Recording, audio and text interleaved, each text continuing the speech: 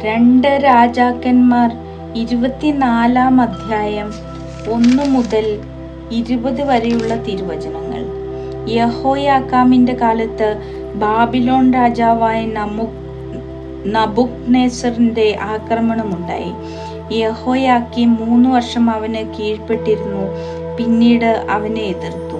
അപ്പോൾ താൻ തന്റെ ദാസന്മാരിലൂടെ അരുളി ചെയ്തതുപോലെ യൂദായെ നശിപ്പിക്കാൻ യഹോയാക്കീമിനെതിരെ കർത്താവ് കൽദായർ, സിറിയക്കാർ, മോവാബ്യർ, അമ്മോന്യർ എന്നിവരുടെ സേനകളെ അയച്ചു. നിശ്ചയമായും ഇത് കർത്താവിന്റെ മുൻപിൽ നിന്ന് അവരെ നീക്കം ചെയ്യേണ്ടതിന് അവിടുത്തെ കൽപ്പനയനുസരിച്ച് സംഭവിച്ചതാണ്. മനാസയുടെ പാപങ്ങൾക്കും അവൻ ചൊരിഞ്ഞ നിഷ്കളങ്ക രക്തത്തിനും ശിക്ഷയായി തന്നെ. അവൻ നിഷ്കളങ്ക രക്തം കൊണ്ട് ജെറുസലേം നിറച്ചു. കർത്താവ് അത് ക്ഷമിക്കുകയില്ല. യഹോയാക്കാമിന്റെ മറ്റ് പ്രവൃത്തികൾ യൂദാ രാജാക്കന്മാരുടെ ദിനവൃത്താന്തത്തിൽ എഴുതിപ്പെട്ടിട്ടുണ്ടല്ലോ. യഹോയാക്കീം പിതാക്കന്മാരോട് ചേർന്നു. പുത്രൻ യഹോയാക്കിൻ ഭരണമേറ്റു.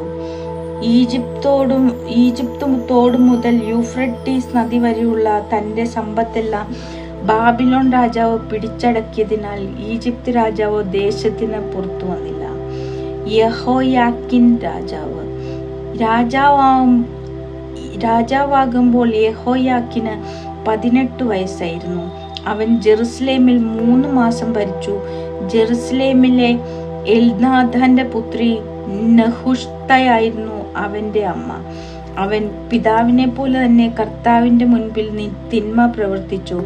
അക്കാലത്ത് ബാബിലോൺ രാജാവായ നബൂഖദ്നേസർ ജെറുസലേം വളഞ്ഞു. നബൂഖദ്നേസർ അവിടെ എത്തുമ്പോൾ അവന്റെ പടയാളികൾ നഗരം ഉപരോധിക്കുകയായിരുന്നു. യൂദാ രാജാവായ യഹോയാക്കിൻ തന്നെയും മാതാവിനെയും ഭൃത്യന്മാരെയും പ്രഭുക്കന്മാരെയും കൊട്ടാരത്തിലെ സേവകന്മാരെയും അവന് അടിയറ വെച്ചു. ബാബിലോൺ രാജാവ് തന്റെ 8-ാം ഭരണവർഷം അവനെ തടവുകാരനാക്കുകയും ദേവാലയത്തിലെയും കൊട്ടാരത്തിലെയും നിധികൾ കൊള്ളയടിക്കുകയും ഇസ്രായേൽ രാജാവായ സോളമൻ കർത്താവിന്റെ ആലയത്തിൽ നിർമ്മിച്ച സ്വർണപാത്രങ്ങൾ കഷണങ്ങളാക്കുകയും ചെയ്തു. കർത്താവ് മുൻകൂട്ടി അറിയിച്ചതുപോലെ തന്നെയാണ് ഇത് സംഭവിച്ചത്. ജെറുസലേം നിവാസികൾ, പ്രഭുക്കന്മാർ, ധീരയോദ്ധാക്കൾ, 10,000 തടവുകാർ, ശില്പികൾ, ലോഹപ്പണിക്കാർ എന്നിവരെ അവൻ പിടിച്ചുകൊണ്ടുപോയി. ദരിദ്രർ മാത്രം ദേശത്ത് അവശേഷിച്ചു. യഹോയാക്കീമിനെയും അവന്റെ അമ്മയെയും പത്നിമാരെയും സേവകന്മാരെയും ദേശമുഖ്യന്മാരെയും അവൻ ജെറുസലേമിൽ നിന്ന് ബാബിലോണിലേക്ക് തടവുകാരായി കൊണ്ടുപോയി. ബാബിലോൺ രാജാവ് 7,000 ധീരയോദ്ധാക്കളെയും ശില്പികളും ലോഹപ്പണിക്കാരുമായി 1,000 പേരെയും തടവുകാരായി കൊണ്ടുപോയി. അവർ ശക്തന്മാരും യുദ്ധത്തിന് കഴിവുള്ളവരുമായിരുന്നു.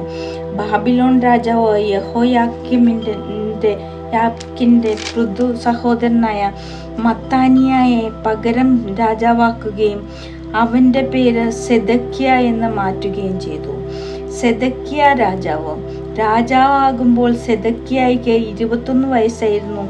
അവൻ ജെറുസലേമിൽ 11 വർഷം ഭരിച്ചു. ലിബ്നായിലെ ജെറമിയായുടെ പുത്രി ഹമുത്തൽ ആയിരുന്നു അവന്റെ അമ്മ. യഹോയാക്കീമിനെ പോലെ അവനും കർത്താവിന്റെ മുൻപിൽ തിന്മ പ്രവർത്തിച്ചു. കർത്താവിന്റെ കോപം ജെറുസലേമിനും യൂദായ്ക്കും എതിരെ ജ്വലിച്ചു. അവിടുന്ന് അവരെ തന്റെ മുൻപിൽ നിന്ന് തള്ളിക്കളഞ്ഞു. സെദക്കിയ ബാബിലോൺ രാജാവിനെ എതിർത്തു.